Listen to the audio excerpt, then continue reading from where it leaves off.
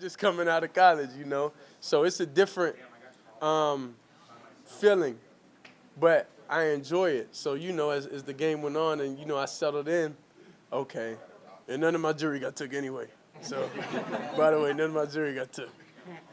See, I ain't got that much motion here yet. I don't have that much motion here yet. I got to win some games. I got to do what I got to do to be able to make some requests. But right now, I'm just excited to be on the field right now. Everything we all think. I think it's going to be exciting. I know a lot of y'all going to be there. I know you can't miss it. You cannot miss this moment. For a franchise community, what would be your message to the fans kind of going into this game as you kind of start, your NFL career really for the first time starting this season? Welcome to Fearless with Jason Whitlock. Happy Thursday to you and yours. Thank you so much for joining me.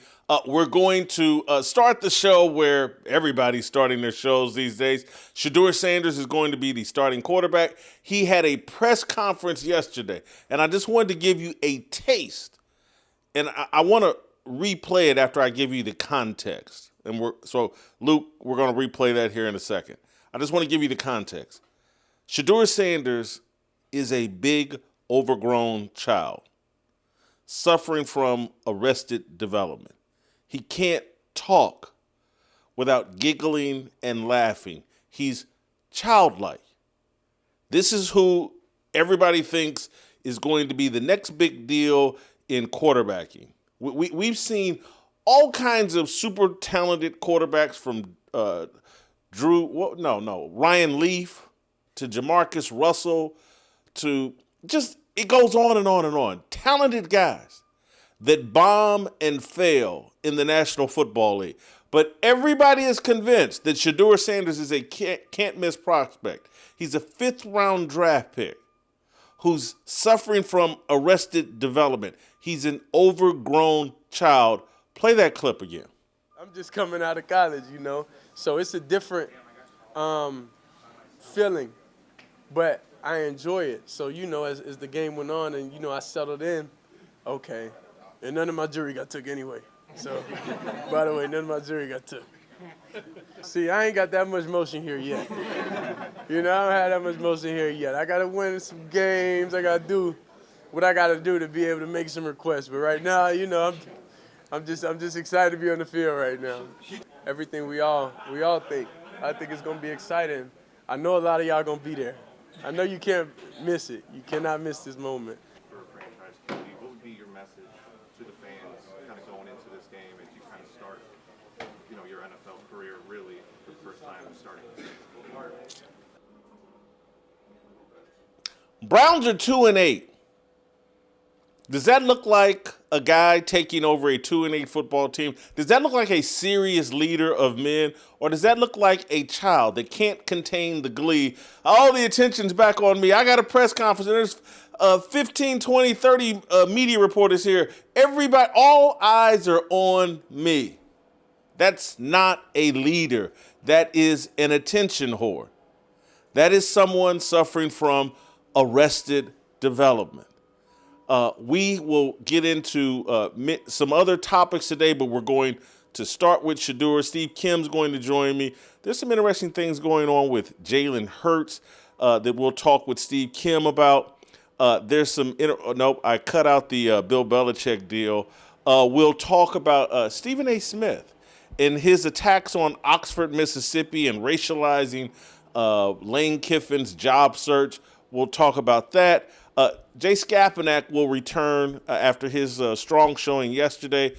There was an interesting ending to the Mavs-Knicks game. We'll ask Jay about that. But Jay and I will go deep on his contention that Nikola Jokic's peak perhaps is the second strongest peak in NBA history. And when I say peak, I'm talking about P-E-A-K, peak, that it's ascended so high that only Michael Jordan's peak is above Nikola Jokic's. Well, we've got some stats and some, LeBron James, Larry Bird. I didn't even go all the way back to Bill Russell. I'm not going to include that era. But I'm not quite sure that Skap's on solid ground here, but we'll have that discussion.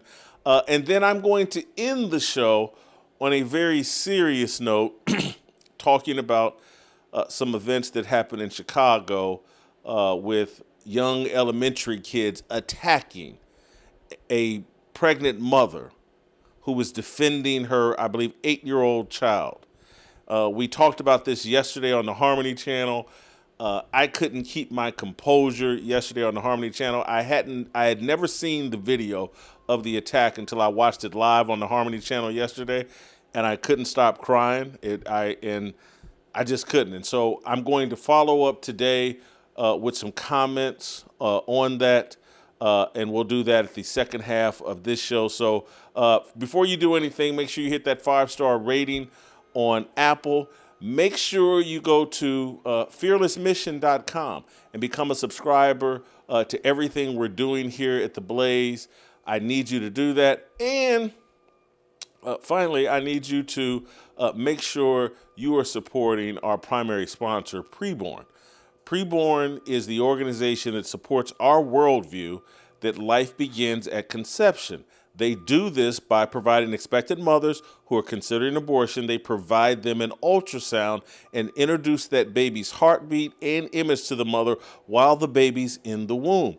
Now that mother, the mother that hears the heartbeat, sees the image, she is now twice as likely to realize that she has life growing in her body. It's not a clump of cells. It's not a fetus. It's a baby. It's God's greatest gift growing in her womb.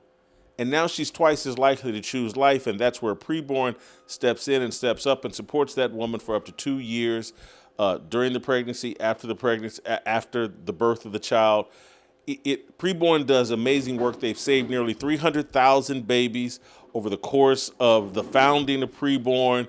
Preborn is part of our life mission. We support them with our money. They're able to do this for expectant mothers because we donate to Preborn. Every ultrasound costs $28. 5 ultrasounds cost $140. Whatever your best gift is, please make it right now today. Dial pound 250, say the keyword baby. That's pound 250, say the keyword baby. Or visit preborn.com/fearless. All right, let's get into today's show. Let's get into Shedeur Sanders and his arrested development that I keep talking about. Shedeur Sanders is an overgrown child because he hasn't been developed properly and because he's only played for his father. And that's why when named the starting quarterback and on Wednesday you meet with the press, Shedeur Sanders couldn't wipe the smile and the giggles off his face. He's a giddy little kid. He got what he wanted, the starting quarterback job for the Cleveland Browns. And hey, I don't blame the guy for being excited. That's an exciting time. He's accomplished a goal. But when your team is 2-8, when you get the starting position because one of your teammates gets injured, when you understand the seriousness of, like, hey, we're 2-8, jobs are on the line, Kevin Stefanski is under attack, people are on TV claiming that Kevin Stefanski hates my guts, giggling and laughing at every question and turning it into an opportunity to giggle and laugh. When you have an opportunity to take that podium, say something complimentary, supportive of Dillon Gabriel, but more important than any of that is like, hey guys, I want to make it crystal clear here. I've seen people saying that Kevin Stefanski and the Browns organization hate me. You have an opportunity to take that podium and say, guys, Kevin Stefanski meets with me every morning to go over film and to help me develop. This is a great opportunity that I've stepped into, and all of this victimhood stuff of, well, you played last week and you didn't get any first team reps. Hey, cut all that out. I'm here to help the Cleveland Browns. I'm here to be the quarterback for the Cleveland Browns, and I'm so appreciative of the support I've gotten from this coaching staff and this group of teammates. Could have said all that. Instead, he couldn't stop giggling. He couldn't stop talking about himself. He couldn't start. The man doesn't speak in complete thoughts, complete sentences. He has arrested development. I know many of you think, oh, Jason Whitlock just hates Deion Sanders. I don't hate Deion Sanders. I don't like Deion Sanders' leadership model. I think it's a net negative. I think people will get upset with me for acknowledging this. But I'm rooting against Shedeur Sanders having success here. I'm rooting against. Oh, I can't believe that. Well, see, this is why I don't like you as a black man. Everybody should be rooting for Shedeur Sanders. That's not the standard. That's not the case. I'll give you the example. I'll start with me. How many people are rooting for my failure? How many people think that Jason Whitlock shouldn't have success because they don't like the way that I do my job? And so people root against me. But I can't root against someone who goes about their job in a fashion that I think is detrimental to young black kids. Deion Sanders and Shedeur Sanders, they lead with all that arrogance. They think arrogance and hype and swagger and all this other stuff is important to success when I know that it's not, when I know that what they are promoting is not sustainable. Everybody can root against me. But I can't root against people that I think are going about things in a way that hurt young black kids.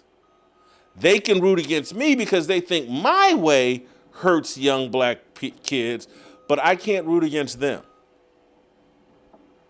That's the hypocrisy that I'm pointing out. I'm on the record that I want Shedeur Sanders, I want the Las Vegas Raiders to further embarrass and expose Shedeur Sanders that his way, very selfish, unprepared, has been coddled and pampered and handed every quarterback job he's ever wanted. From Pee Wee to junior high to high school to college, Deion Sanders named his son the starting quarterback day one. He didn't have to compete for anything. Remember when they went to Colorado and Deion Sanders got in front of a massive group of Colorado football players and media and basically said, hey, my son will be the starting quarterback. I don't need to lie to any of you all. I'm bringing Louis Vuitton with me, and we're running out the non-Louis Vuitton luggage or jewelry or accessories. Deion Sanders can anoint his son and no one have a question or problem with it. His sons didn't have to earn starting jobs. They were handed it to them on day one. And you wonder why Shedeur Sanders doesn't know how to compete? You wonder why he doesn't know how to be a good teammate? He's never had to. He's never been coached by anybody other than his father. That is not the way to properly nurture and develop a young man in sports. It's not how you do it. And so I'm rooting against it. I'm not ashamed of that. No different than the people that are rooting against me. And look at my skin tone. It's about the same as Shedeur Sanders. Maybe exactly the same. They get to root against me. I'm black. They get to root against me. I don't get to root against them. Well, yes, I do. And I'm prepared to deal with the consequences. They're playing the Las Vegas Raiders. The Raiders are a trash team. And the Raiders, could beat the Raiders.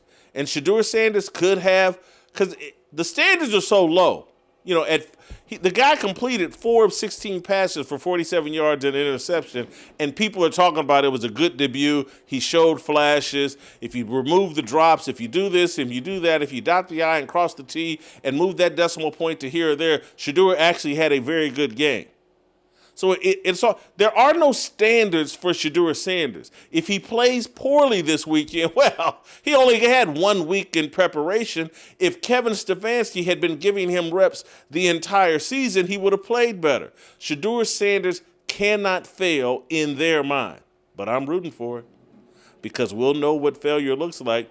I'm so rooting for it that on Sunday, we will be live immediately after the game.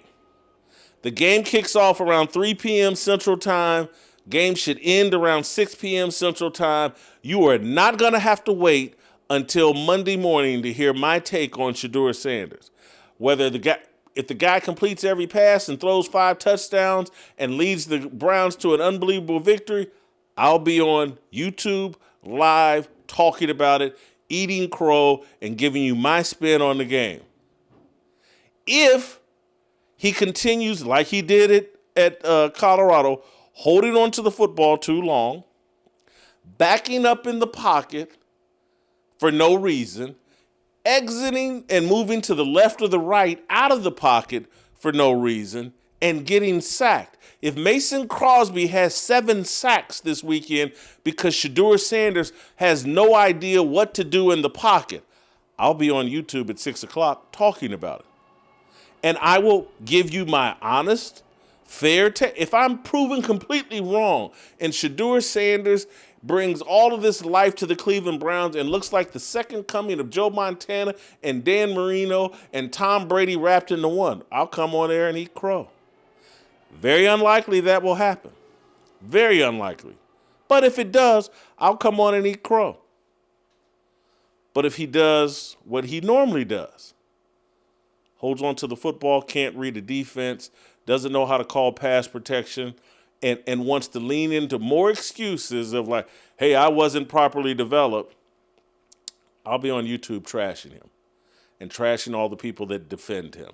I just had a long conversation with someone I really, really respect, someone that knows sports really, really well. And where the conversation just ended up, because we were on the opposite sides of the Shedeur conversation, but where the conversation ended up, I'm like, hey, man, we got to ask ourselves, is Shedeur responsible for anything? Is Shedeur responsible for any of his preparation? All of this blame on Kevin Stefanski, it can't just all be on Kevin Stefanski. Shedeur Sanders has to be responsible for something. It can't, we've seen athletes, we've seen Jamarcus Russell fail in the National Football League. Did anybody go on air and say, Jamarcus Russell, I blame the coaching staff? Or did people say, hey, man, this guy is fat, he's lazy, he loves scissor, and he's a failure? When Ryan Leaf flamed out, did we not blame Ryan Leaf? Did we not? Did we blame the assistant coaches and everybody else? No, we blamed Ryan Leaf. We've seen athletes high drafted, and this guy's a 5th-round pick, but we've seen athletes flame out all the time, and we, generally speaking, blame the athletes. We generally operate under the belief that the individual is in control of his or her destiny. But in Shedeur's case, he is the one athlete, the only one I can think of, where nothing is his fault. Kevin Stefanski can get up in the morning at 6 a.m. and come prep that guy for an hour before practice and before they do anything else in the building. But if Shedeur fails, it's because Kevin Stefanski didn't prepare him. And if Shedeur Sanders doesn't do what other backup quarterbacks have done in this league for years, is prepare themselves in case of an emergency, it's Kevin Stefanski's fault. I disagree. I strongly disagree and can't wait. Sunday is, I don't know what I'd probably rather watch Sunday. If I had a choice between watching the Super Bowl, between the Ball State Cardinals, they elevated Ball State to the National Football League, and they were playing in the Super Bowl against the Kansas City Chiefs, my favorite NFL team. I'd watch Shedeur Sanders versus the Raiders. I can't wait. We'll bring Steve Kim into this conversation. Is Steve Kim ready? Or let me get Steve Kim ready. I'm going to plug Relief Factor. If Steve Kim's not ready, I'm going to plug Relief Factor. Thank you. Did you see how energized and how vibrant I just felt in that A block as I went off on Shedeur Sanders? I got to admit, Relief Factor is playing a role in that because I'm just not dealing with as many aches and pains as I normally deal with. And it's because Relief Factor is a 100% drug-free daily supplement that fights inflammation. And I've been doing a great job of fighting my inflammation. I'm dealing with less aches and pains. My workouts are going better. The same thing can happen for you. They've got a 3-week quick start that's just $20. For $20, you got a $20 bill sitting in your couch somewhere, in the pillows between your couch. Send it to Relief Factor, get their 3-week quick start, and find out if Relief Factor can relieve that pain and inflammation that's compromising your life. 70% of the people that try the 3-week quick start circle back and re-up for the full load because they're already experiencing the benefits of taking Relief Factor. You can do the same. Call 1-800-4RELIEF. That's 1-800, the number 4RELIEF, or visit relieffactor.com. Is our man Steve Kim, is he ready? Yeah, Steve Kim's ready to go. Steve, welcome back to the show. Did you catch? Why are you giggling, Steve? You going full blown Shedeur Sanders? Well, I was gonna have a late brunch on Sunday, sipping mimosas till about 6 p.m. Pacific, but those plans went right out the window. Okay, so my Sunday is now cleared for Fearless. Roger that. Listen, and I hope that you got your laptop and you're ready to be dialed into that, because there's no telling how long I'll go, and I may have to call in some backup. But Shedeur Palooza is going to be incredible. I'm just a regular season game of this magnitude. I don't understand. This game should be flexed to Sunday Night Football if they knew what they were doing. Shedeur Palooza. This is the most high-profile Browns game since the 1989 championship game at Denver, which was really kind of the end of that great run of Browns football where John Elway ruined their seasons annually. And I would also say this might be the most high-profile Raiders game since the Super Bowl where they got blown out by Tampa Bay. So you know what? Maybe all of this is actually justified. Steve, did you catch any of Shedeur's press conference yesterday? And we got some clips I could play. I mean, am I wrong for making all the giggling and laughing and smiling? Am I wrong for making something out of that? Well, certain people will say that you're making a mountain out of a molehill, but your general point I don't necessarily disagree with. I mean, this is a business. I mean, it's sports and it's games, but this is a business, and the way you conduct yourself as a starting quarterback matters.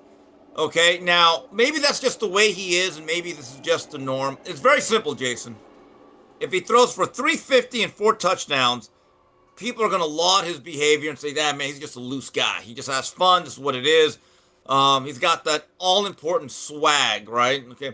Now, if he's an absolute colossal bust on Sunday, you will be vindicated. So, Jason, I'm not watching the game for Shedeur Sanders. No. I'm watching the game to the reaction to Jason Whitlock, because you are the second biggest story as far as I'm concerned this football weekend. No. I think there's more anticipation for Josina Anderson's tweets, perhaps, she's going to be doing during the game. I told this to Coach JB. I was only half serious or half kidding. She actually needs to do a live watch-along during the game. I'll be honest, I would tune in. I don't want to just see her tweets. I actually want to see her like one of those Twitch streamers. Have the game right in front of her, but have her give the usual. Now, I have a question. If you find out that Miss Anderson is doing a post-game Shedeur Palooza, out of deference, will you step aside and cancel yours? No. Oh, okay, all right. Just want to make sure. You got to give people the truth. And I'm the only one that's going to give people the truth about what's going on with Shedeur Sanders. The rest of these guys are going to give some sort of compromised take or full-blown excuse-making for whatever happens with Shedeur. Steve, do you have a gut feeling? I'm telling you, I think he's going to hold the ball too long. This is what he's always done. This is what he always does. And Mason Crosby does Derek Thomas have the sack record for one game with 6 or 7 against Dave Craig, I believe? Dave Craig. Yeah. That could be in jeopardy if Mason Crosby can stay healthy throughout the entire game. So you're saying Shedeur is going to be Shedeur. That's what he does. Yes. If I'm the Raiders or any other team that has to game plan against Shedeur, I think it's very simple. I would continue to bring pressure. And generally, right up the middle, by the way. Not that he steps up into the pocket, but I would try to flush him. Here's my view. You're playing the Raiders. They're not exactly lining up Mike Haynes and Lester Hayes out there. This is a bad team. And so for all the conspiracy theorists out there, why don't we give them credit for allowing Shedeur to play against maybe the worst team outside of themselves in the league, okay? Now, I believe Shedeur will be incredibly mediocre. He'll make some throws. I think he's got more arm talent than Dylan Gabriel. He's got a little stronger arm, but he will hold the ball too long. He's going to get hit a lot. And they're going to be in this game because their defense is good. The Browns' defense actually is playoff caliber, and they are playing a team that is just terrible. Jason, I'm just being honest. I'm actually more curious about the online reaction and the narratives from both sides that'll be spilled regarding Shedeur Sanders, because let's say he's really mediocre, the supporters are going to act like he's Black Johnny Unitas. They are. Guys like you are going to be calling him Black Ryan Leaf, and it's going to be fascinating to sift through all of this. Hey, Hadley or someone, Luke, Justin, someone, can someone go check the over-under for sacks for Max Crosby? I think I need to put some money on that. Why? Because I guarantee it's going to be like 1.5, or maybe it's going to be 1. Oh.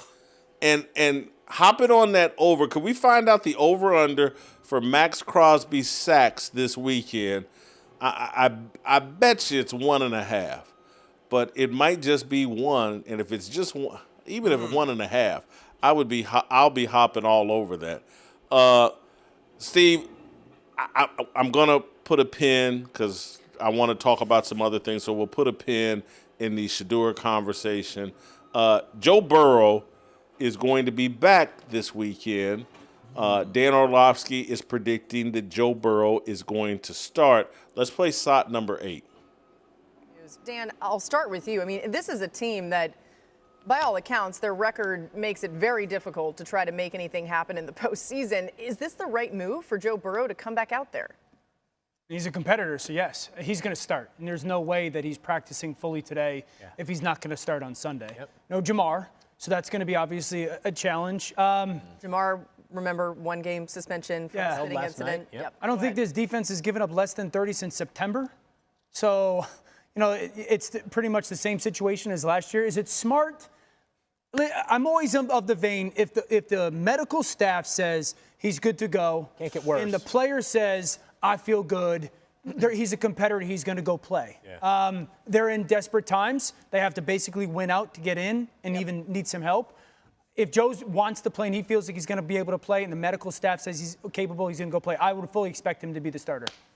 Seems like if it were any of our decisions, if the reality was it can't get worse, we'd be comfortable with him playing. But even if it can get worse, I just feel like Joe Burrow's wired. We're like, he's going to want to go out there and play with his guys and give this team one last shot. Like they are basically in must-win territory. He's probably, the playoffs begin Sunday. I'll get us there. I'll be good enough to drag us to the playoffs. Steve, would you play Joe Burrow? They're 3-7. I wouldn't play. It's a terrible idea. It's a terrible idea. To paraphrase Rick Pitino, Max Montoya ain't walking through that door. Anthony Munoz ain't walking through. Willie Anderson ain't walking. What is the upside here? He gets hurt worse. And by the way, your guy, Jolton Joe Flacco, who I admit has been better than Aaron Rodgers. We might as well come clean on that. He's played well. The offense, I don't really see as the ultimate problem. I would just say, look, let's clear the decks. It's a lost season. In the offseason, we have to make it a point to support and fortify everything around Joe Burrow, including the defense. But nothing good, in my view, Jason, can come out of him returning right now this season. Yeah, I think this is a big mistake. I understand why why Joe Burrow wants to play, just because he's a competitor and he's got nothing better to do.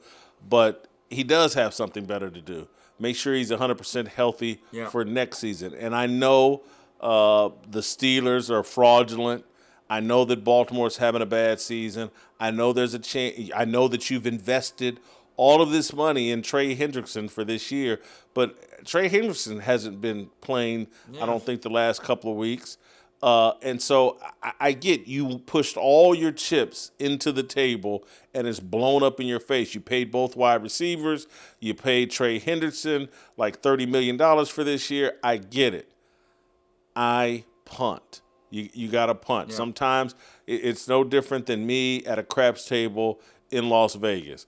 Can I take out another marker? Can I afford to lose another X amount of dollars? Yes. But sometimes you just got to hit punt. And that's what the Bengals should do here. Steve, I want to move on to a controversy I think it's kind of right up your alley.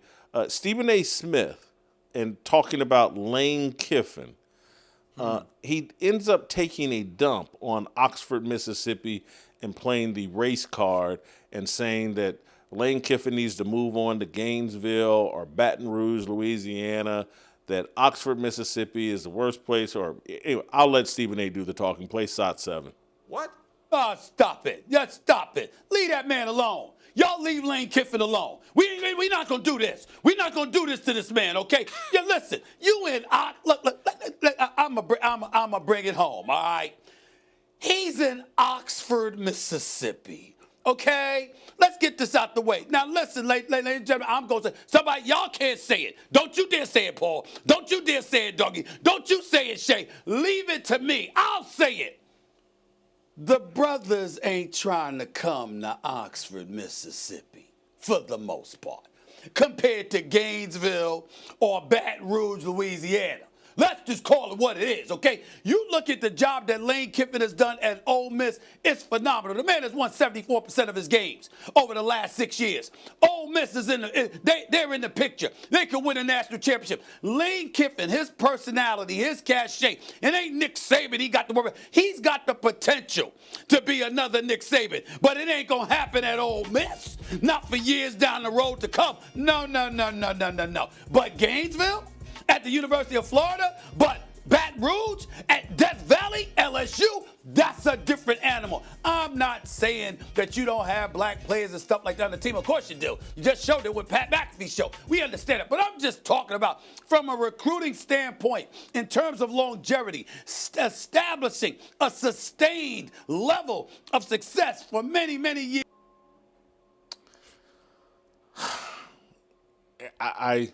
I get his shtick, and I know it's been greatly rewarded. But at some point, ESPN should just be embarrassed. It's Oxford, Mississippi. I think for a black person, and they're not going there, I think 40% of Mississippi is black. What city hasn't the mainstream media framed as being racist? If he were going to play at the University of Indianapolis, you know how racist Indiana is. Why would anybody want to be in Indiana? If he were going to Boston College or Boston University, you know how racist Boston is. Why would he want to go to that area of the country? This is just like a throwaway line. He builds it up like it's a big deal. It's playing the race card. I got to give Paul Feinbaum credit. He was halfway offended by it and mentioned it on his own radio show. But anyway, your response, your thoughts here to Stephen A. Smith. Okay, so we're in 2025, right? That's what my calendar says. Yes. Not 1965, okay? Here's the reality about Oxford. It's a really good college city. And I would say this, and I think Deion Sanders would vouch, given his decisions. You would much rather be in Oxford than Jackson, Mississippi. And the reality is, Gainesville is a good college town, but there's a particular demographic numbers. They are what they are. So does Baton Rouge, I'm assuming. Why is Stephen A. Smith assuming that those other two fine college towns are Harlem? Really, why is he assuming that? The other thing is, I hear this a lot about why would anyone want to play for SEC schools? And they always bring up the history of racism and whatever. Black football players flock to that conference. They do. It's the best football league. They pay a lot of money. The perks are incredible. And as Stephen A. Smith said, when I look at Mississippi, I've watched them a lot with Trinidad Chamblee, great quarterback. Jason, they don't lack for team speed. They have a lot of team speed, if you know what I mean. Okay, they just don't have a lot of gritty guys. In fact, to be a good football team in this particular part of our history, you can't have all white guys. And it's the silliest notion. But once again, that is Stephen A. See, this is where Stephen A. loses me a lot. He'll say certain things that he knows politically go against his base. This is his way of backtracking and getting his pass back to the cookout. DK Metcalf, A.J. Brown, a couple of wide receivers that played at Ole Miss. Yeah. It's the other thing that bothers me about this. Stephen A. is talking about Oxford, Mississippi. I would bet virtually every dime that I have he's never been there. I would bet a lot of money he's never been to Gainesville, Florida. I'd bet a significant amount of money he's never been to Baton Rouge, Louisiana. He never was in a real way. I think he covered Temple University basketball maybe for a year and a half, I don't know. But he was never on the college football circuit, on the college basketball circuit, to where he's been to any of these places that he's smearing. He knows nothing about Oxford, Mississippi. All he knows is Mississippi. And the brothers ain't really wanting to go to Mississippi, and what he's basically arguing is where 40% of the black people, the state has the highest demographic of black people in America, the brothers really don't want to go there. Think it through, Stephen A. And look, maybe he's right. Maybe black people don't want to be in the blackest state in America. Is that the point you're really making, Stephen A. Smith? Say it with your chest out, as the young people like to say. This is, I can't stand the guy, can't stand the conversation, can't stand the fact that people have to nod their head and play along and act like Stephen A. Smith is some sort of intelligent expert on any sports-related thing. He's just not. Last thing, Stephen, I want to perhaps spend a little bit more time here. I find this fascinating going into, here's the Philadelphia Eagles, I believe. Are they 8-2, I believe? One of the best teams in the NFC, one of the best teams in football. And there seems to be a lot of controversy surrounding Jalen Hurts. Our guy, or my guy, Seth Joyner, last week made some comments, or maybe it was early this week, made some comments about Jalen Hurts and some consternation in the locker room, and that has kind of engulfed Jalen Hurts. Let's start with SOT 10, Seth Joyner talking about Jalen Hurts. How much of this, though, in your opinion, is on Jalen? It's troublesome because I work with the Eagles insider, and, we had an in-depth conversation last night in our post-game show. And it seems to him that, there's some consternation when it comes to, Jalen, not only in the locker room, but in the organization. And that's problematic because, from the outside looking in, you would never think that. As a coach's son, you would never think that. There's certain things and certain ways that he likes to run things, and there are things that they run in practice that, they get in the game and he goes off on his own tangent. And to me, that's problematic. I would say that it is a... Are you talking about like the 4th and 6 last week?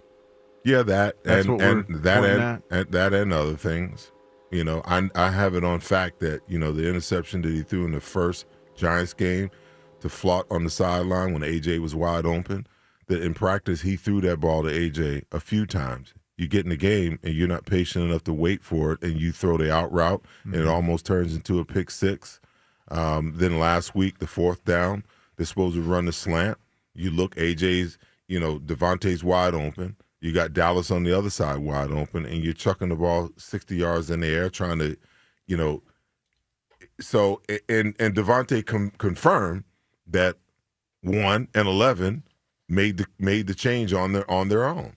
See, to me, that's borderline insubordination when you're not running plays the way that the coach is drawing them up, or you think that you know better than the coach.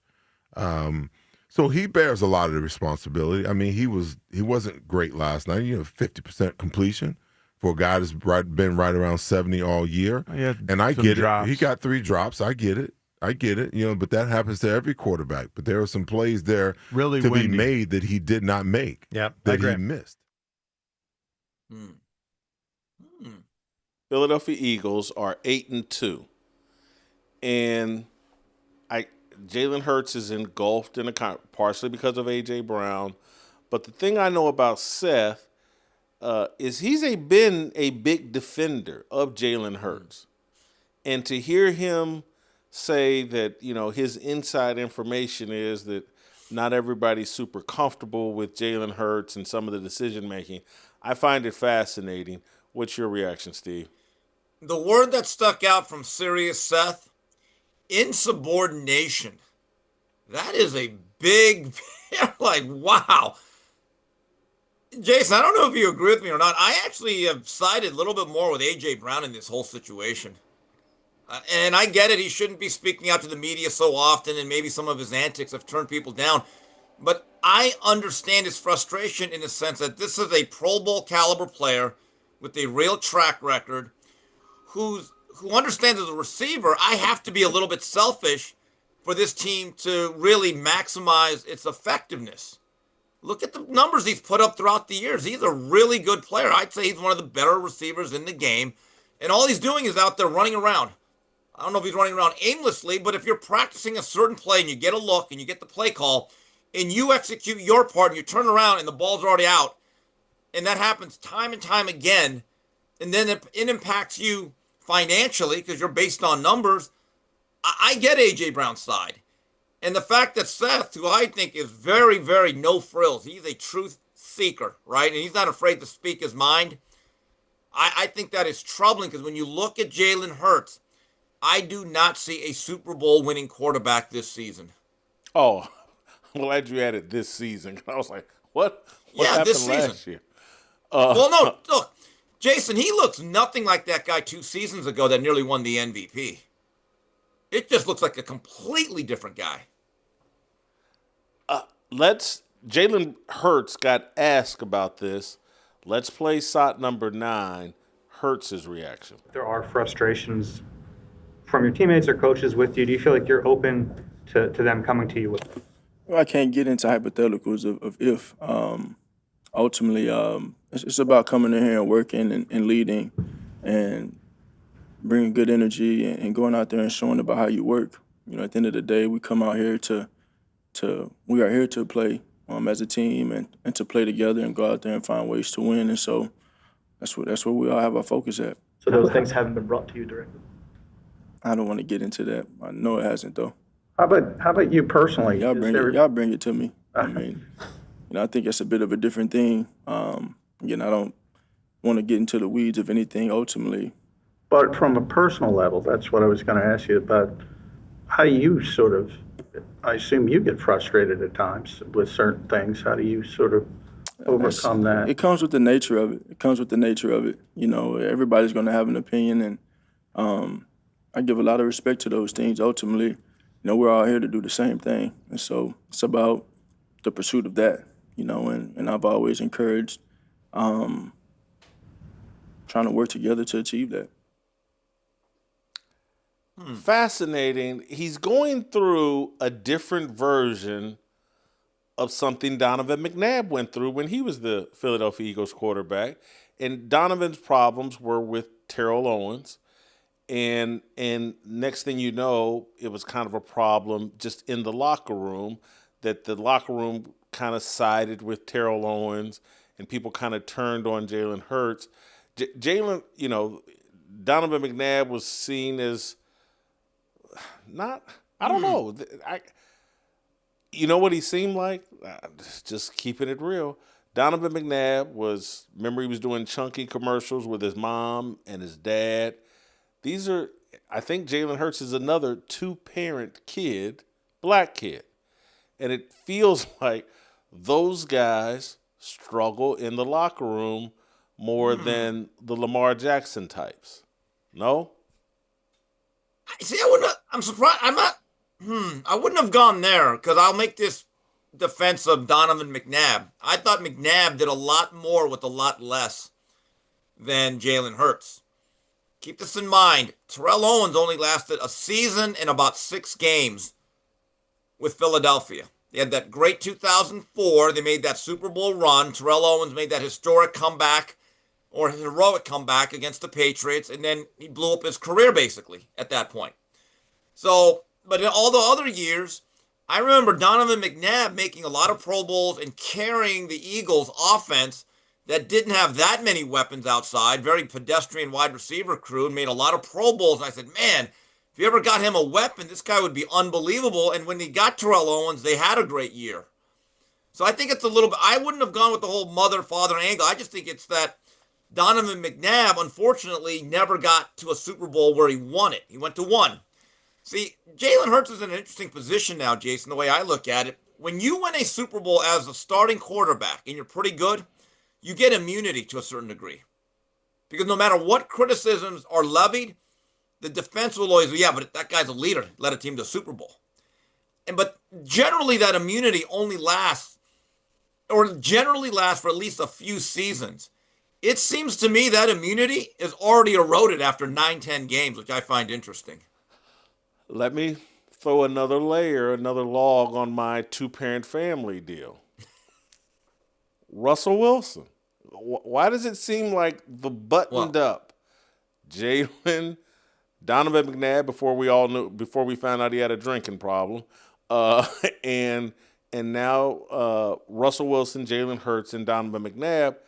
There does seem to be a personality type that runs into some turbulence among wide receivers and or cornerbacks, the louder diva-ish type black players in the NFL. Jason, I'm with you on that one because Russell Wilson, who I was a big fan of at that time, was way too much of a Carlton Banks. And I think certain players, especially the Legion of Boom on the other side of the ball in Seattle, they just did not jive with the guy at all. And quite frankly, maybe not even Marshawn Lynch. And then where I think really capped it off, where the animosity became full-blown and open, the Super Bowl. The Darius or the Malcolm Butler pickoff. And at that point, you're like, man, that guy choked away a Super Bowl. We should have 2 rings. We've talked about it. The Legion of Boom thinks that they should be in the realm of the Steel Curtain as a historic defense, and they needed that second ring to really seal it.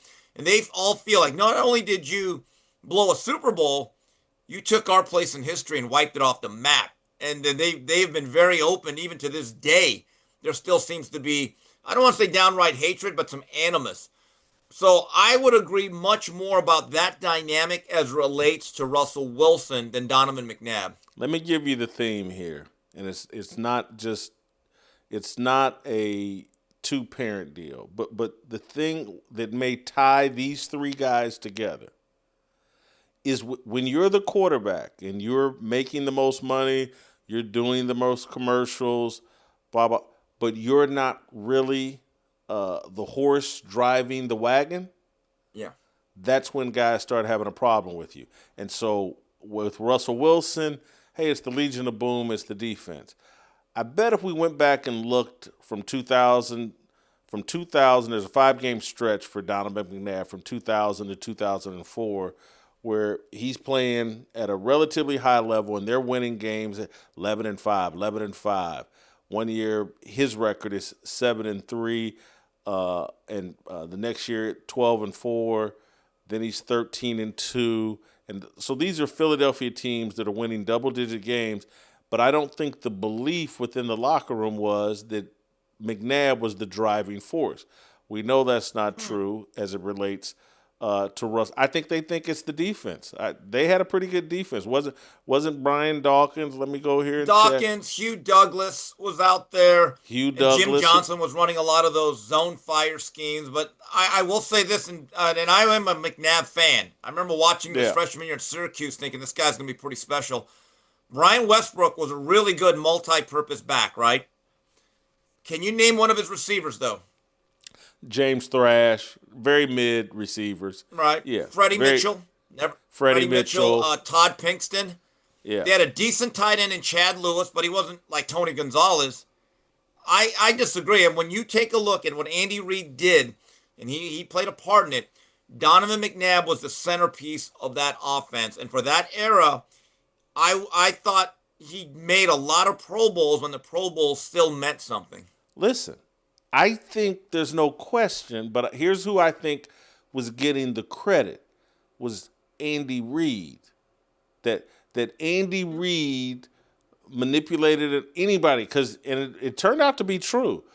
Anybody that played quarterback for Andy Reid, from Alex Smith to Michael Vick to obviously Patrick Mahomes to Donovan McNabb, whoever played quarterback for Andy Reid put up big numbers, and I think people on the team and within the organization perhaps believe, like, no, that's Andy Reid, it's not Donovan McNabb.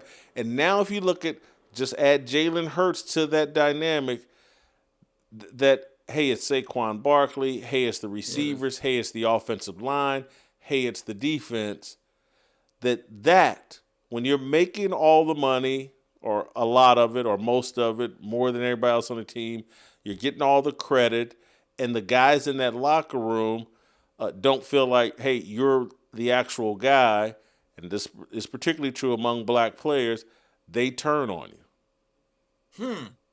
Yeah, but Donovan, I got to go back. I still specifically recall Donovan McNabb being thought of as not a caretaker, not You're a guy right. that's carried. His second season, he finished second in the MVP race. Yeah. His second season. After that, though, and then when he does throw, and I was looking here at some statistics as McNabb. I just hit the wrong clip or hit the wrong person. Donovan McNabb is who I'm looking for. There we go. Other than the Terrell Owens season, here's Donovan McNabb in 2000, 21 TDs, 13 interceptions. 2001, 25 TDs, 12 interceptions. 2002, he only played 10 games, 17 TDs, 6 interceptions.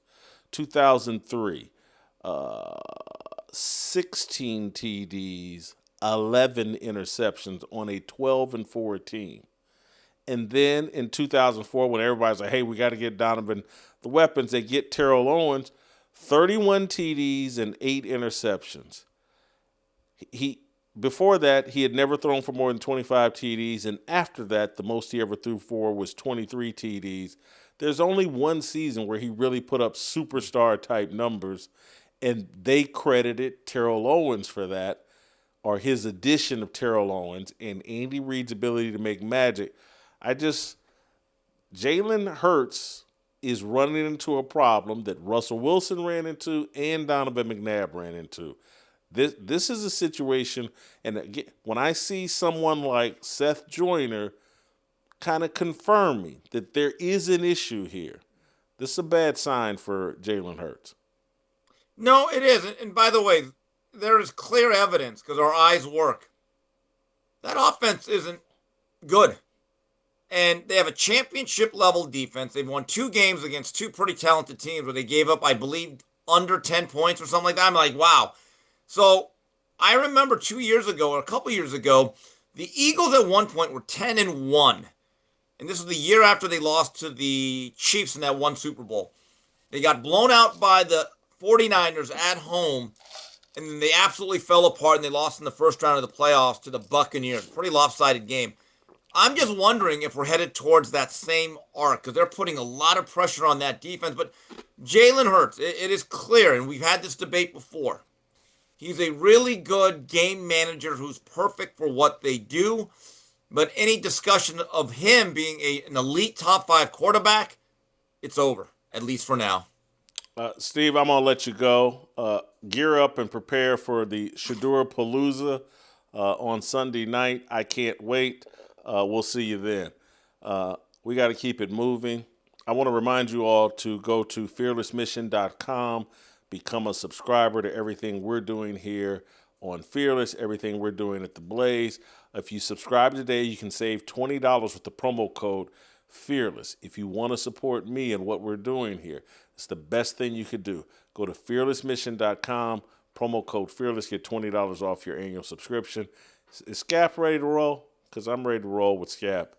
Skap, look, Jay Skapinac is there. Jay, I want to start with something light, and then we'll get into something a little heavier. Last night, the Dallas Mavericks, New York Knicks played a really interesting game. The Mavericks seem to have hit a game-winning shot, but the ref called an offensive foul. I got no problem with the call. I really don't. I think he hooked him, but let's play the clip. Lobs it up top to Lively. Lively to Williams. Williams on the drive, goes underneath layup. He puts it in. Oh, they wave it off. They wave it off. An offensive foul called on Williams.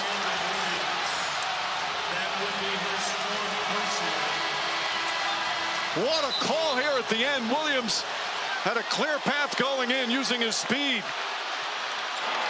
And because there are no timeouts, they can't challenge. I don't have a problem with the call. Would have sent the game into overtime, but I think he clearly hooked him, and particularly where the ref was positioned on the court, he could clearly see the hook. I don't have a problem with this. How about you? I hate the call, Jason. I hate it. I think it's a terrible call. I think, look, he definitely wrapped his arm around Williams wrapped his arm around Shamet's waist. There's no doubt. There's a slowed down angle that you can see it. However, the contact from Shamet precedes the hook to me by Williams. So Shamet is riding Williams into the basket, bodying him and kind of obstructing his path to the basket. To me, that should be a clear-cut block foul the other way. But I have no problem with a no call there, though, with the time in the game and the situation. So basically, the way I watch that, when I see it replayed in slow motion, there's three ways that I personally would have liked to see the call. And I would have been okay with all three. One, you call a foul on the floor, so wipe the shot off, but give the Mavericks 2 free throw attempts. You could have also called a continuation and given him an and one, counted the basket, put Dallas on the free throw line to win the game, or you could have just had a no call altogether, just had the 2-pointer count and give it to the Knicks side out with 7/10 of a second left, probably a desperation heave, then go into overtime. The one and only thing that I did not want to see there in that situation was a call against the driver there, against the Mavericks, to basically end the game. Just a pitiful display of officiating in my humble opinion, Jason. All right, we're going to agree to disagree there politely. I don't think this next conversation will be as polite. You said something fascinating on yesterday's show that Nikola Jokic's stretch here, and I'm going to call it a 5-year stretch, nice round number, is the second highest peak.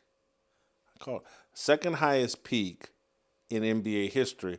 And I'm assuming, and nod your head, Michael Jordan's got the highest peak, in your opinion. And so I'm going to throw out, I'm not going to bring Bill Russell into it. He's playing in a compact 9, 10, 11 team NBA. Throw that out. It's, not going to do it. So now, we'll throw out the 70s as well, and we'll talk about the era that started with Magic and Bird and included Jordan and then has been extended to LeBron, and now we're moving basically into the post-LeBron era. And so I here Larry Bird, LeBron James, and Nikola Jokić are who we're talking about. And I hate to not include Magic in this stretch, but he just doesn't rate. These are the three guys. And so let's look at their accomplishments these are 5-year stretches. Bird from 82 to 86, LeBron from 2009 to 2013, Jokić from 21 to 25. 2 NBA titles for Bird and LeBron. 2 Finals MVPs for Bird and LeBron. 3 season MVPs for Bird, 4 for LeBron. Then Jokić on that has seen the accomplishments. It's hard to say Nikola Jokic's peak is better than Larry Bird's or LeBron James's. Yeah, I think the way I look at it, Jason, is Nikola Jokić, the gap, which I said yesterday, the gap between him and the next best player right now is more pronounced. It's more extreme than at any time in NBA history outside of, you can arguably say Jordan. I would put Jordan above. I would say Jordan being the best player in the NBA for the 90s, the next best player was drastically far off of Jordan. Other than where we're at right now, though, with Nikola Jokić, that's it. Like, just Jordan. Nikola Jokić is so substantially better than the next best player that that kind of distance from the best player to the next best player in the league at the time has never been wider other than Jordan. I take some offense in the fact that we're strapping in like MVP, finals MVPs, championships. No one values winning more than me, Jason. No one makes the conversation and builds the conversation around value and impact in winning games more than I do. But it's not a fair conversation to have with Nikola Jokić. It really is a nuanced discussion. When you look at Nikola Jokić and the supporting cast this guy has been burdened to have throughout his now 11 seasons in the league, it's unparalleled. What do I mean by that? I went back and I looked at every NBA MVP winner. So every guy that's won a regular season MVP since 1980. I checked their supporting casts in their first 10 years that they've been in the NBA. Larry Bird had played with the second most players at that point, his first decade in the league, that were either an all-star or made an All-NBA or All-NBA defensive designation. Second most ever, only behind Magic. Magic played with 32 such selected players. Bird had 29.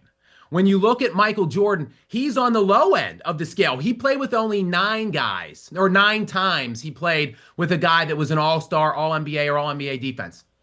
Nikola Jokić is the only guy since 1980 to win a league MVP that has 0 such teammates. He has never played once with a single all-star, a single All-NBA player, a single All-NBA defensive player, never one time. Not only is he the only guy to win an MVP since 1980 to have 0, but he's the only player in NBA history to play his first 10 years without one guy that has made one of those designations. He simply doesn't have the help.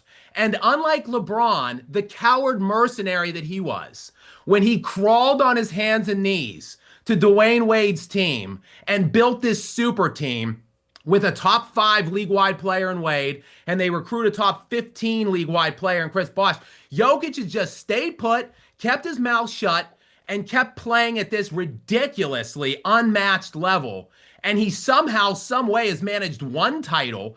Give Nikola Jokić. Larry Bird played with 2 top 50 players all time to win 3 championships. Magic Johnson played with 2 top 50 players all time to win his championships. Michael Jordan had a top 50 player in Scottie Pippen to win all 6 of his rings.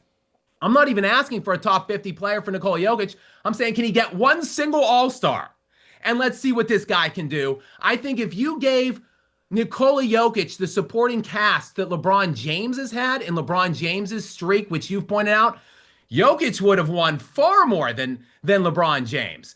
And you can look, the impact of winning, the impact he makes on winning is glaring when you look at his advanced metrics. But I take exception with, we just have to count these finals wins and MVPs. Jason, your guy Chuck, there was a conversation about Jokić versus Shaq, which went viral on Inside the NBA when Shaq and Charles Barkley were arguing, and Barkley basically said Jokić would kill you head to head. And Shaq and him started arguing, and then it went viral, and people were saying, well, Jokić needs more than 1 ring if you're going to move him past Shaq, who has 4. In a 10-year span, Jason, to win the 4 rings that Shaq won, he had Kobe Bryant for 8 years and then Dwayne Wade for 2 years. Like, Kobe Bryant, the 2nd greatest shooting guard ever, and Dwayne Wade, the 5th greatest shooting guard ever, for Shaq to win 4. Give Nikola Jokić a replacement level player on Kobe Bryant's level or Dwayne Wade for 10 years. And I guarantee you this guy would have more than 4 rings. Guaranteed. In arguing your case, you always seem to make statements that trigger me, that have nothing to do with the argument that you're making. You called Dwayne Wade the 5th best shooting guard in NBA history. And who's 3 and 4? Well, it depends on like where we're. Positional designation is a unique factor that we have to. Like, is Jerry West? Do you view him as a 1 or 2? 2. Okay, so do I. So I have my top 3 2s are, of course, Jordan at 1, Kobe at 2, and then Jerry West at 3. Yeah, so who's 4? I think Dwayne Wade is right there in any tier that follows 5, those 3. though. You said 5. What's that? I'm saying who's number 4? You said 5. You called him 5th. That's what I'm. And you're taking exception with me saying D Wade is 5. I'm saying he could be as high as 4, but he's somewhere in that. No. My exception is I think Dwayne Wade should be higher. I'm asking you who's number 4. No, I'm good putting D Wade at 4. But you said 5, Skap. Don't be a coward. You said 5. Live up to your word. I'm asking you a direct question. Who's number 4? I would say Wade. I would say a top 5. So Wade's top 5. Okay, I'll say he's 4th. Could we rewind the tape? He called the man 5th, and now he's calling him 4th. You could have just said 4th, and I would have never been triggered. See, I thought you were triggered in the opposite direction. I thought you were. No. I thought you were saying I was going too high with Dwayne Wade's placement. No. Hey, look, if someone said Dwayne Wade was 3rd, I wouldn't be offended. I'd say, well, but I would probably lean towards Jerry West like you. But, let me ask you a different question since you refuse to answer the who's number 4 question in a proper way. Who's number 5? Number five is in terms of the 2? No. Yeah, 2 guards. Yes, who's number 5? Jay, I'm going to be honest with you, Jason. I think it's a pretty extreme drop off after those top guys, and it depends somewhat on positional designation and so forth. But let me ask you. So let me slow this down for it because I got to get back to Jokić. But even now, you're really triggering me. Luke thinks that you should be the host of this show. Skap's the best thing that's ever been on this show. We need more Skap. He says this to me all the time. Shout out to you, Luke. And when I tell you that Skap is trash, this would be Exhibit A. This is what I'm talking about. Would you have to agree? He called Dwayne Wade 5th, even though he doesn't know who number 4 is. He refused to say who's 5th. Now, this is the inconsistencies of Skap, and this is why I think you have him overrated as the best thing that happens on this show, Luke. Do you now see what I'm talking about? Yeah, all right, thank you. Now, let me go back to Nikola Jokić. I think there's a big drop off, and I'll get you back on track with Jokić here. I think there's a big drop off if we're talking best 2s, and it's a nuanced conversation too, because like I said, some people have Jerry West at 1. I have him as a 2. What I'm saying here, Jason, give Nikola Jokić one of the 4 greatest shooting guards of all time for a decade straight, and see what happens. The guy closest to that billing right now in this modern NBA is Shai Gilgeous-Alexander. Put SGA with Nikola Jokić for a decade, and he's going to have more than 1 ring. That's my point of why we can't. You've made a sound point, and you've if you hadn't dirtied it up with the Dwayne Wade comment, I'd be right there with Luke.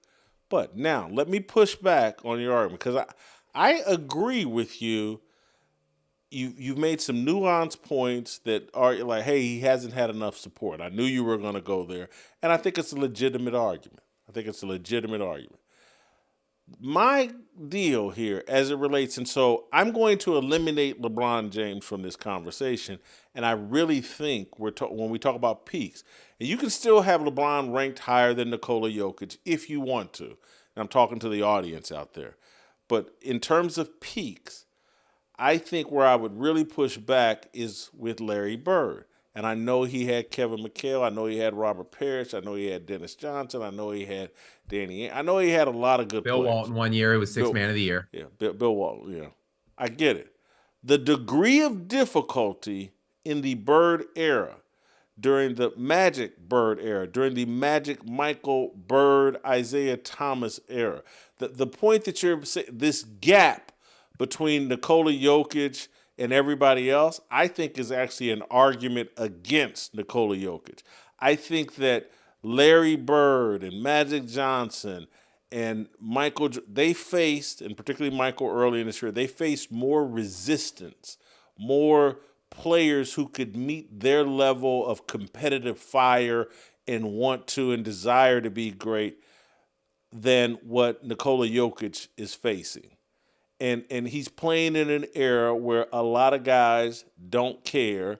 A lot of guys are drowning in money and fame and Instagram models and weed and just a culture that doesn't value competition.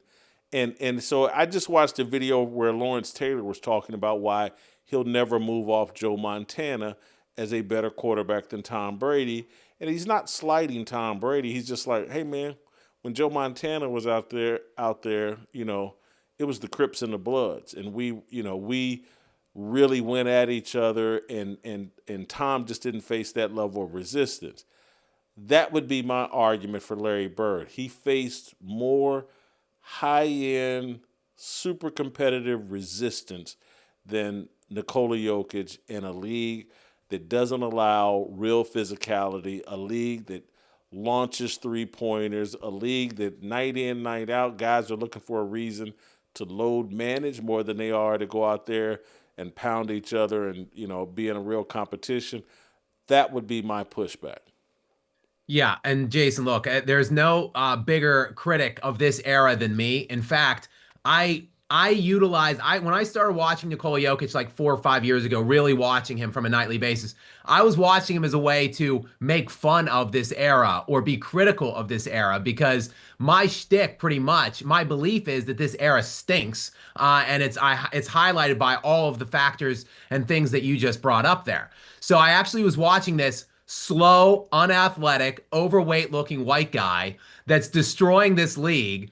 And I was using it as a way to make fun of it. Like, this is the guy that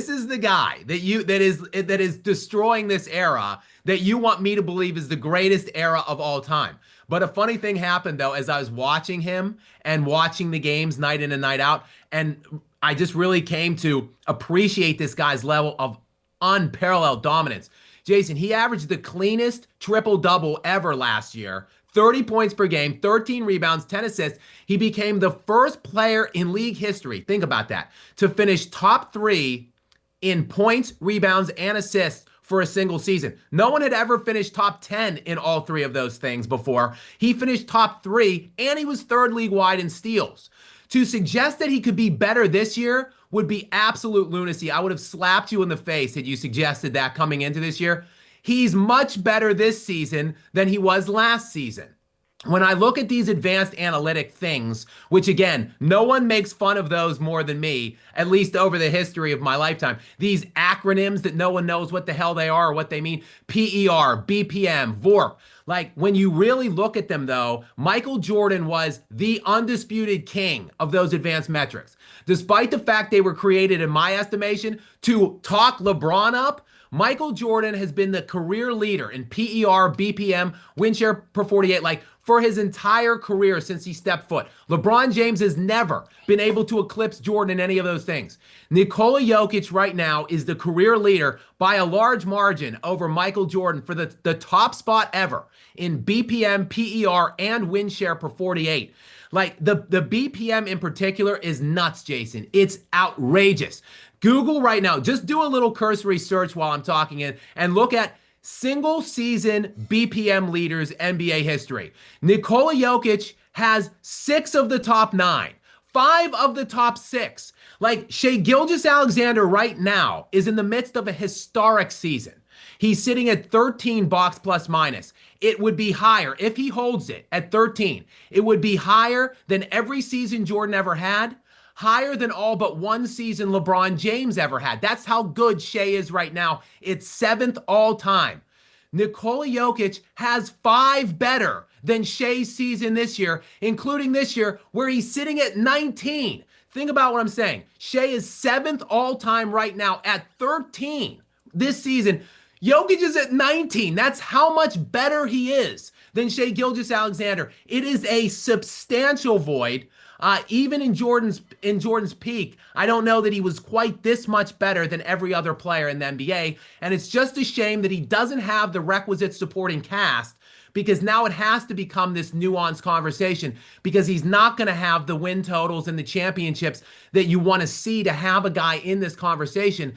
But it's because he refuses to prostitute himself out like LeBron James and Kevin Durant to steal cheap rings. He just stays in the small market, which has been by and large poorly run, and he still is winning. Skap, that's a hell of an argument you just put together. You've done a great job. I know if I'm not joking with you, it means I don't like you. That's why I'm cracking jokes with you. You do an excellent job. You did an excellent job. You've given us much to think about. Is Nikola Jokić the second greatest player in NBA history? That's the conversation you're arguing, and there may be some merit to it. That's pretty fascinating. I'm glad that, we got to have this debate and discussion on this show. Skap, we'll see you next. Skap, are you into Shedeur Palooza? Are you into all things Shedeur?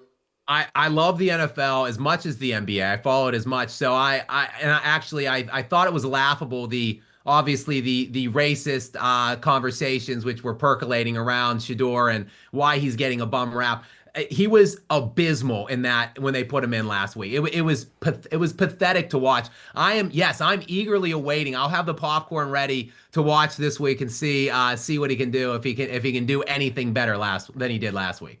Skap, I may start trying to mix you into our NFL discussion if you're up for that. Anyway, thank you so much. Great job as always. We're going to take because I'm about to pivot and change the conversation. So I didn't tell these guys this. I didn't tell Luke this. But if we can take a 2-minute break, I can go pee, make sure that, I'm all set to emote and unload here on this Chicago situation with the kids beating up a mom in Chicago. We'll take a short break and come back, and I'll be talking about that. Welcome to BYOG, Jason and Jeffrey. Love and Theft. They're known for being a great harmonic duet. They used to open or went on tour with Taylor Swift. What year is this? 2008, I believe. Were both you guys married then? Did you take your shot? Did you throw your hat in the ring? Just a little tidbit of information. Taylor has a song on her Fearless record called Hey Steven, and it is about this Steven right here. And if you know how she hides Easter eggs in the liner notes of her. Well, hold for 1 second. Taylor Swift wrote a song about you? Yeah. Yeah. 50 Cent had this very popular song called Magic Stick, and I think I heard that a country music artist actually wrote that. Was that you? He sure did. That was him. I'm 62 days sober today for the first time I've been sober for more than 2 weeks since I moved to Nashville from something. If Baker Mayfield starts leading us all the way down the field and getting touchdowns and we're winning games and we're like going to the Super Bowl, it's gonna be really hard not to like drink for that. You know what I mean? It's like, come on, guys. Like, let's be honest. I'm gonna have a cocktail.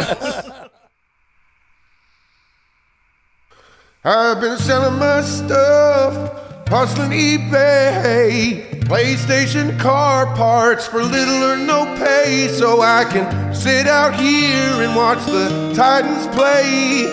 Stumble on home and rub my blue balls away. It's a damn shame what the NFL has turned to for fans like me and fans like you. Wish I could just wake up and Patriots red, white, and blue, but I can't. This football nightmare's true.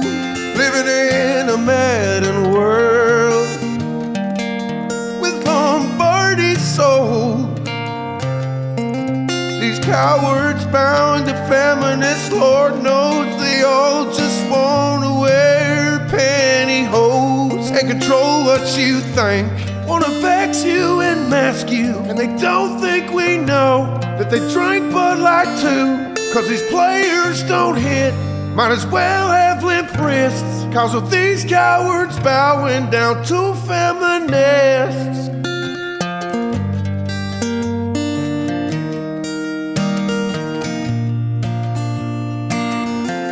I wish sports media would look out for fans and not just Taylor Swift promoting her brand. Lord, we out in the parking lot, tailgating, grilling meat, and the obese just can't wait to eat.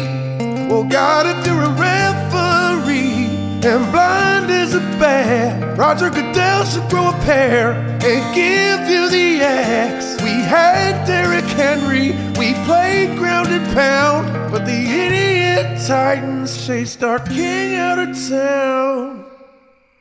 Lord, it's a damn shame what the NFL is.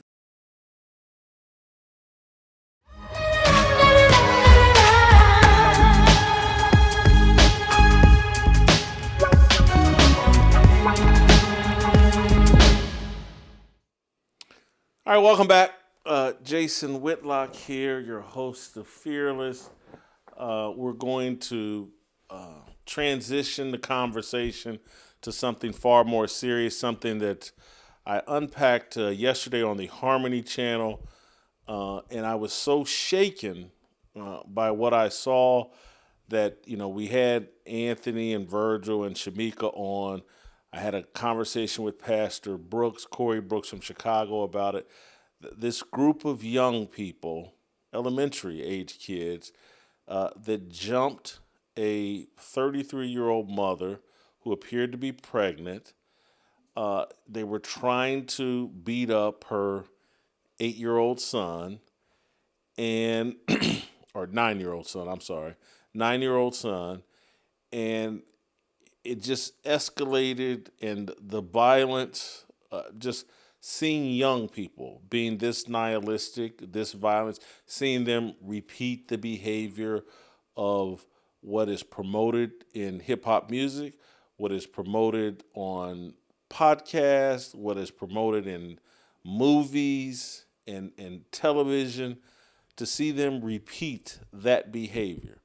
And just it convicted me, and it scared me, to be quite honest with you, that I'm living in a time where this sort of behavior has become commonplace among young black kids, particularly young black kids living in poverty.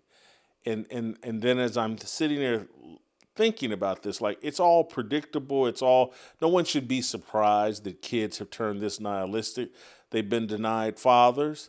They live in a matriarchal world and environment and neighborhood.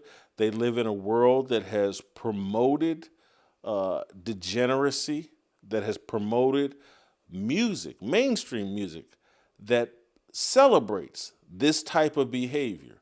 And that you're sitting there knowing, like, hey, man, I'm going to pay a price. Jason Whitlock is going to pay a price for living in this time, having contributed to this environment, this culture, by, my former celebration of the music that has mainstreamed this and made it seem normal. My watching of movies and participating in watching television shows that have normalized this behavior and have normalized matriarchal culture. And I know everybody's got this excuse and this. It's not, women aren't to blame. It's men. Men have failed women. And trust me, a ton of truth to that. Weak men, cowardly men afraid to stand on truth, have created this, because we've allowed the delusion of strong women, and women should be leaders just like men. And we need to cater all of the institutions towards developing and promoting strong women. And I don't care how much time these women spend in the gym. They're never going to be stronger than men, because that is not God's design. And so when you see these communities overrun by single mothers and the patriarchal culture, this type of violence, this type of lack of respect for women, for the safety of just young people, for an orderly society. It's all going to disappear, and you're going to be living in a culture that's controlled by emotions and feelings, and not by laws and order and biblical commands. The whole thing is just out of control, and none of us that live during this time, none of us men can distance ourselves from it and say, well, I had nothing to do with it. I'm doing all the right things, and it's not my family. It's not. No. You've participated in it. All of us have participated in it. When we're in corporate environments, we're in corporate settings where we're participating in. We need strong black women. We need diversity, equity, and inclusion. And the more we can put women in leadership positions, this is all better for society. No, it's not. It's not. God designed and spelled out a role for women in a properly functioning biblical society. And we've divorced ourselves from it. And there are women saying, I raised my kids right. My kids wouldn't do that. But you're a feminist and you believe in feminist culture. You think you did that. Not that God blessed your kids and, I better drop to my knees and thank God. You think you did it. And you didn't do it. You were blessed by God. It's a miracle. But any kids growing up in this matriarchal, female-led society, they're all in jeopardy. And so I'm going to start with the news story. The NBC, I think it's NBC, or there's a station in NBC News in Chicago. This is a 2-minute clip spelling out the story so that we're all on the same page. And then I will show you the viral video that shows the kids jumping and attacking this woman and her child. So let's start with SOT 15. Anger and frustration outside of Orville T. Bright Elementary School as parents rallied around Prashonda Hatter and her 9-year-old son. I can't sleep because I wake up in the middle of the night with that vision in my head of my son calling my name to help him, and I couldn't do nothing for him. That really hurted me the most. The 33-year-old reported to police she was walking with her son when they were attacked by a group of kids. It happened near 106 and Bensley Avenue around 3 p.m. Monday, just blocks away from school. No mother should be that helpless and be targeted by children inside of her own community. State Senator Willie Preston met with the victim and her son as they called for a meeting with school administrators. The victim told NBC5 the incident stems from bullying at school. Meanwhile, Chicago police launched an investigation. Parents and other concerned residents demand answers. They say this points to a deep-rooted problem in the community. We need more help out here. Trump sending troops and stuff out here for that. Come send troops out here for these kids. We need these kids. Open up more programs for our kids. Police say Hatter and her son were taken to the hospital to be treated. Those who came out to support the family calling out the parents of the kids involved. What action needs to be taken is the parents need to be held accountable. Charges should be pressed. Charges should be pressed, and these kids should be expelled from school. Chicago Public Schools said it prioritizes the safety and well-being of students. The district in a statement said in part, quote, "We are horrified by the attack on this family, and we are working collaboratively with city departments and agencies to provide support to the victims of the attack. CPS is coordinating closely with the mayor's office, CPD, CHA, and other city departments to provide additional support to the family." As for the case, Area 2 detectives are still investigating. So far, no one has been arrested. Reporting in South Deering, V1 NBC5 News. All right. So that's the news story in reaction. And there's a couple of reasons why we probably won't show the full video of what sparked this. And one, I'm just going to be completely honest. YouTube will limit the visibility of this entire show if I show you what transpired. If I show you the violent kids jumping this woman, they'll limit the visibility of this entire show. And you can think, and YouTube does think, because they have women running wild within their company, that think, hey, if we deny people seeing these awful things, it's going to improve society. And so when organizations are being run in a non-biblical fashion, they seek to deny you the truth because they don't want you to know the truth. Because if you don't know the truth, you won't take action, the proper action. If you don't know the truth, you won't take the proper action. And they don't want us properly reacting to this video. They don't. Now, again, back in 2020, the George Floyd video, they wanted it everywhere because they wanted your emotional reaction to George Floyd, and they knew that the George Floyd deal would spark the chaos and division that they wanted. But a video like this, they don't want you to see it because they know it would spark you emotionally just as it did me yesterday.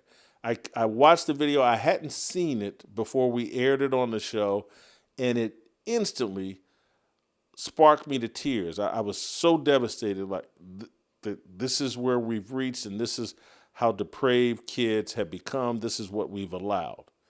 The other part of the reason I'm probably not going to play the video, you have to take my description. You can go find the video online anywhere. I don't want to trigger myself again emotionally and not be able to explain to you what our reaction should be. I could watch it again. It could shut down the show because it could shut me down. So if you want to see the video of the young kids, the elementary kids, jumping the mother and her 9-year-old child, you'll have to go someplace else. But take my word for it. It's something, if this were shown to you in a movie, Lord of the Rings or something, you'd be like, oh, kids don't do that. Little kids, yes, they will. If you put them in the right demonic environment and culture, yes, they will. And this isn't a skin color issue per se. You put any kids in the environment, the fatherless, matriarchal environment that so many Black Americans have put their kids in, not by choice, but it is celebrated. The rappers, the whole culture celebrates the strong Black woman, and she doesn't need a man, and she's the backbone of the Black community. And everybody just needs to shut up and listen to a Black woman. She's talking. Jasmine Crockett is my queen. Maxine Waters is my queen. All these movies, The Woman King, all of them, The Equalizer, all of them are designed to make you fall for the bogus belief that women can lead us out of this mess. And if we all just gave in to the desires of women, the life and world would be so much better. And it's just not true. And this isn't someone saying this, oh, Jason Whitlock hates women. No, I don't. I love God, and I believe God. And I believe the roles he designed for men and women are clear cut. And I look at the objective proof that when a culture, a group of people, all behave in a manner that is antithetical to the design that God intended, chaos ensues. Children get lost in demonic behavior. And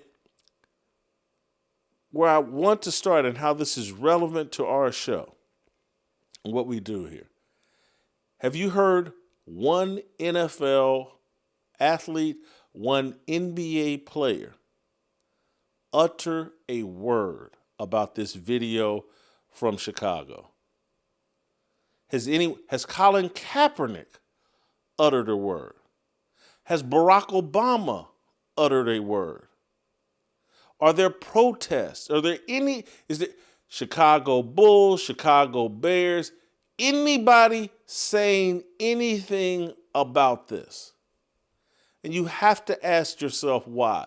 Why would seeing a group of 8, 9, 10, 11, 12-year-olds attack a 9-year-old boy and his 33-year-old mother who appears to be pregnant?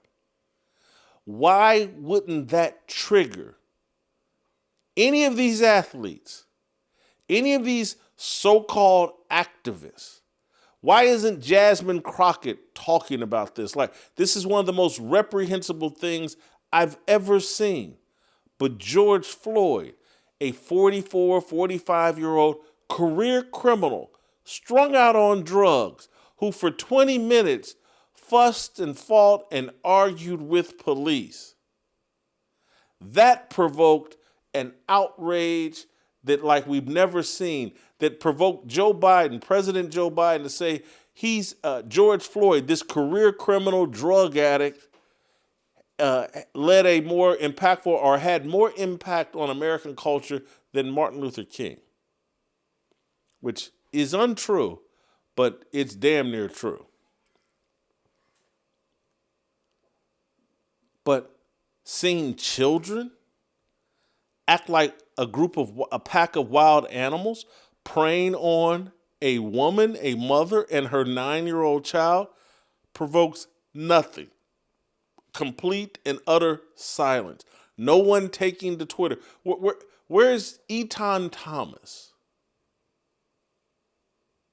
All of these, where's Ryan Clark?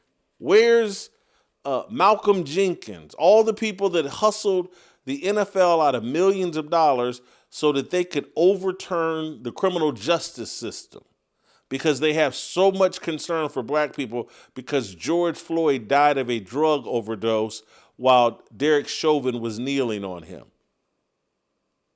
This is why the modern day athlete who all participated in taking knees in support of George Floyd, the modern NBA players that canceled games because Jacob Blake got shot by police, LeBron James, who upset that a white police officer shot a young black girl who was trying to stab another young black girl. Everybody has something to say, but nothing to say now.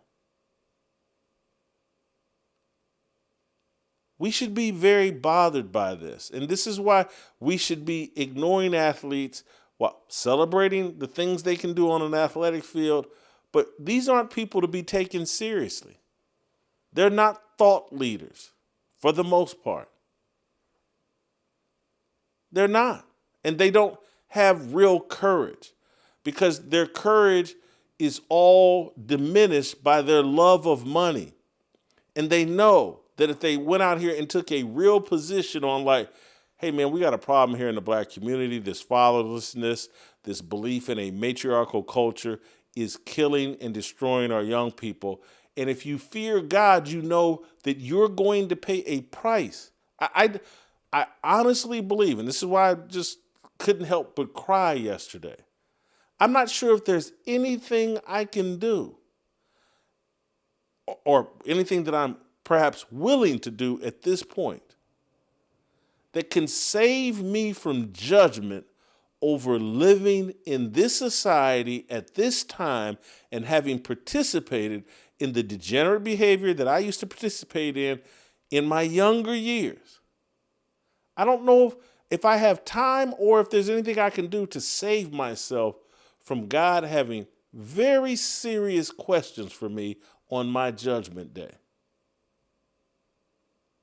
And I know many of you are running around, hey, I did nothing wrong. I stood for all the right things as long as it didn't cost me a dime, as long as it didn't cost me a promotion at work. I don't think that's going to be good enough on Judgment Day. The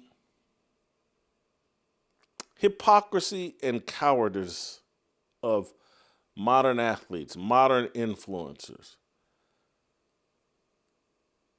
It's suffocating. It's so pervasive that I I don't get it. I don't understand how you can cosplay and play in God's face as openly and as brazenly as many of us do. Let me,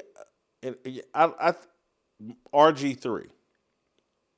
He tries to say the right things, but again, we'll have nothing to say on this.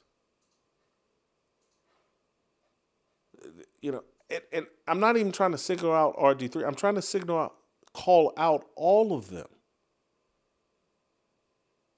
No one will have anything to say, and everybody loves to play pro-black. But Ryan Clark went on his podcast and on ESPN and tried to call out a police officer over some wide receiver that had a cup of coffee with LSU, that ran away from the police, caused a car accident, and then committed suicide. Ryan Clark tried to demonize a law enforcement officer or a group of law enforcement officers for Kyron Lacey's death. And Kyron Lacey is on camera behaving very inappropriately, trying to pass cars in a lane that's going the opposite direction. And then months later, commit suicide when the police are coming after him over a different incident, over domestic violence that he shot a gun or tried to intimidate someone in his family with a gun, shooting into the ground, and then ran away from the police. And Ryan Clark's on ESPN and on his own platform podcast defending Kyron Lacey and demonizing the police, but will say nothing about this.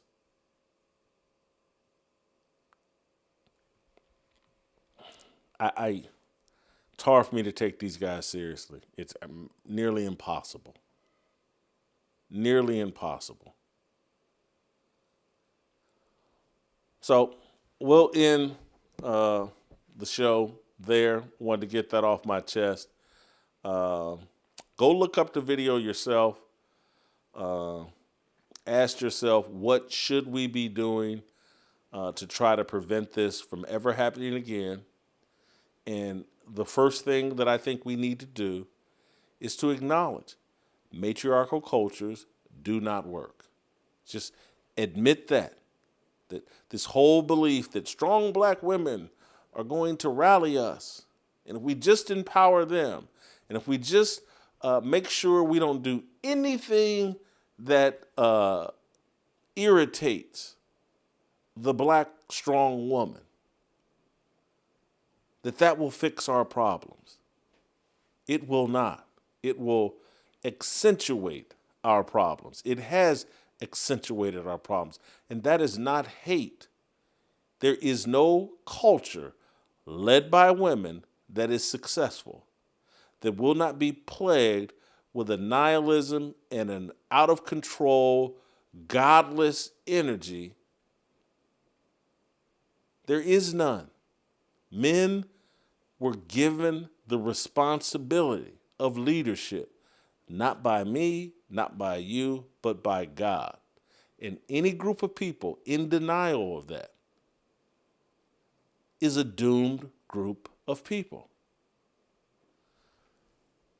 All right. That's all I got for today. We'll be back tomorrow on Fearless. And don't forget, we'll be around on Sunday for the Shedeur Palooza right after the Browns-Raiders game ends. All right, we'll see you next time.